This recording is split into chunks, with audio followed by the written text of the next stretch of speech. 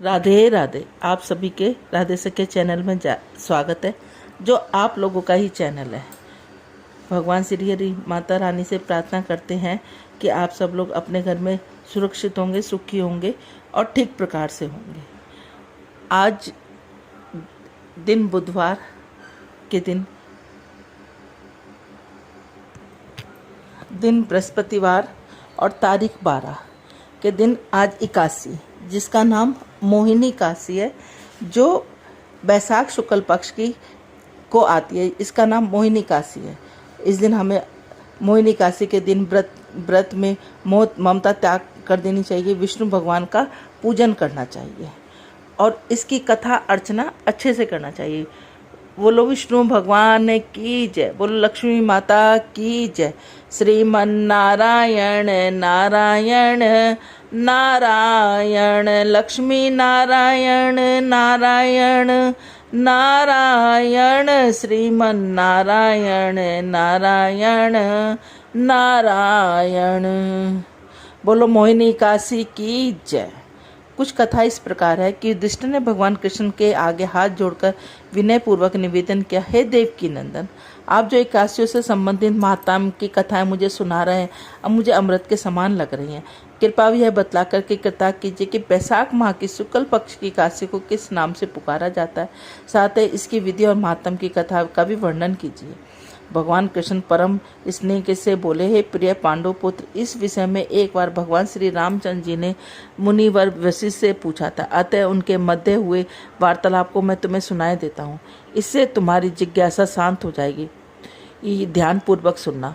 एक बार भगवान श्री रामचंद्र जी ने महात्मा वशिष्ठ जी से कहा, गुरु, मेरी वैदेही सीता के वियोग में बड़े दुख सहे हैं, इसमें मेरे चित्त में अभी भी शांति नहीं है। कृपा करके मुझे ऐसा कोई बतलाइए जिसके करने से मेरा चित्त शांत हो जाए। श्री वशिष्ठ जी बोले, राजन, आपका यह प्रश्न बहुत उत्तम है। आपने ऐसा प्रश्न इसलिए किया कि आपकी बुद्धि पापों से घृणा करती है, इसलिए वह अत्यंत शुद्ध है। आपका नाम स्मरण करने से लोगों के सब पाप नष्ट हो जाते हैं। फिर भी मैं आपके यह प्रश्न करके सिद्ध कर दिया कि आपकी यह भावना लोकहित की है। मैं आपको इस व्रत के संबंध में बतला रहा हूँ। यह बैसाख माह में शुक्ल पक्ष की एकादशी है। इस एकादशी को मोहिनी एकादशी कहते हैं। इसका व्रत करने से मनुष्य के सब पाप और दुख नष्ट हो जाते हैं, उनका चित्त शांत हो जाता है, मोह के फंदे से फंसने से बच जाते हैं। वशिष्ठ ने एक क्षण रुके, फिर बोले, अब मैं तुम्हें से एक संबंधित कथा सुनाता हूँ। सरस्वती नदी के तट पर एक नगरी बसी। उस नगरी का नाम भद्रवती था। उस नगरी की एक राजा राज्य करता था। राजा का नाम ध्रुपीमान था। उसी नगरी में धनपाल नामक एक वैश्य रहता था। वैश्य के पास अपार धन संपदा थी। वह अत्यंत धार्मिक स्वभाव का था। विष्णु भगवान की भक्ति में लीन रहता। अपने धार्मिक स्वभाव के कारण अनेक भोजनशालाएं, धर्मशालाएं, प्याऊ, कुआ, तालाब बनवा दिए। रास्ते के सहारे अनेक प्रकार के वृक्ष लगवा दिए ताकि आने जाने वाले लोग वहां विश्राम कर सके। वैश्व के 5 पुत्र थे। उनमें जो सबसे बड़ा था वह बड़ा पापी था। वह वैश्याओं, गुंडों की संगति करता और अपना अधिकांश समय जुआ खेलने में बिताता। पराई स्त्रियों के साथ भोग विलास में भी उसकी रुचि थी। देवता पितरों के प्रति उसका कोई लगाव नहीं था। वह अपने पिता के धन को बुरे व्यसनों में ही खर्च किया करता। मंदिरा पीता, मांस भक्षण करता। उसकी इन बुराइयों के कारण उसके पिता, भैया, परिवार वालों ने निंदा करते उसे घर से निकाल दिया।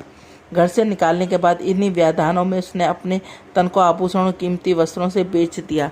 जब उनके पास कुछ नहीं रहा तो वैश्याओं ने भी उसे फटकार दिया, गुंडों को साथ छोड़ दिया। अब भूख प्यास से दुखी रहता तथा अपने मस्तिष्क में चोरी करने का विचार आया। अब वह चोरी करने लगा। एक दिन चोरी करते पकड़ा गया। वैश्य के लिहाज से सिपाहियों ने उसे छोड़ दिया, पर फिर भी उसने चोरी करना ना छोड़ी। राजा के कारागार में बंद कर दिया गया। वहाँ राजा ने उसे बड़े कष्ट दिए। उसे नगरी को छोड़कर चले जाने का आदेश सुनाया।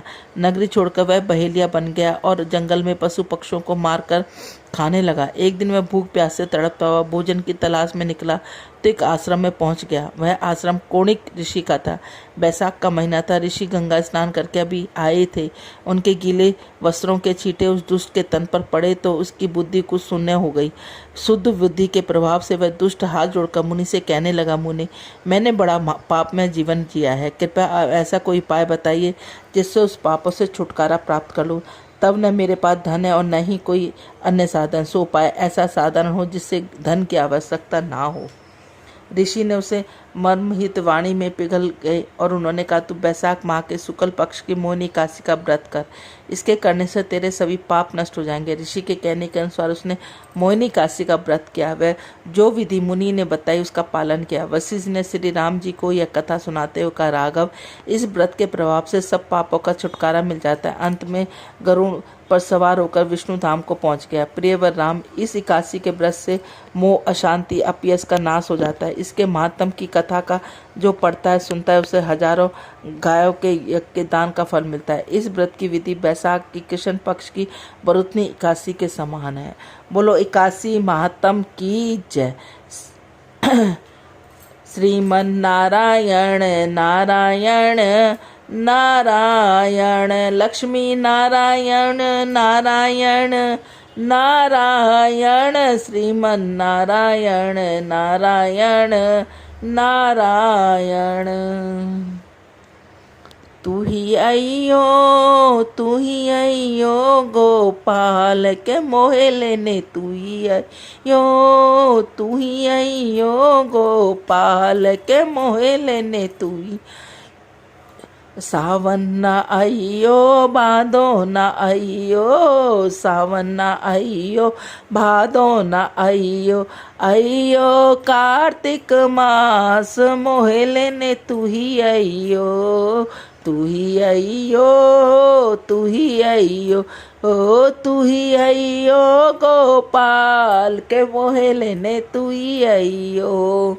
पूनम न आइयो अमावस न आइयो, पूनम न आइयो अमावस न आइयो, आइयो एकादशी रात मोहे लेने, तू ही अइयो, अइयो एकादशी रात मोहे लेने, तू ही अइयो, तू ही अइयो, तू ही अइयो, तू ही अइयो गोपाल के मोहे लेने, तू ही अइयो। सुबह न अइयो रात न अइयो, सुबह न अइयो रात न अइयो, अइयो भोर प्रभात मोहे लेने, तू ही अइयो, अइयो भोर प्रभात मोहे लेने, तू ही अइयो, तू ही अइयो, तू ही अइयो, तू ही अइयो गोपाल मोहे लेने, तू ही अइयो।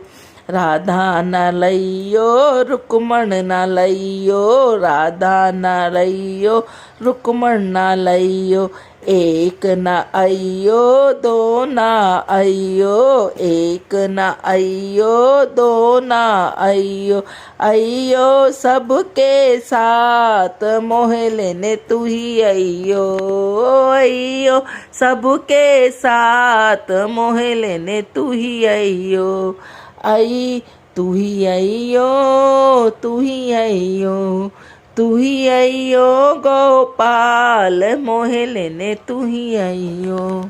बोलो राधे राधे। यदि आप सब लोगों को हमारा चैनल अच्छा लगता है तो इसको ज़्यादा से ज़्यादा लाइक करें, ज़्यादा से ज़्यादा शेयर करें, और नए हैं तो बेल आइकन को जगाएं, और नए हैं तो सब्सक्राइब जरूर करें। बोलो राधे राधे।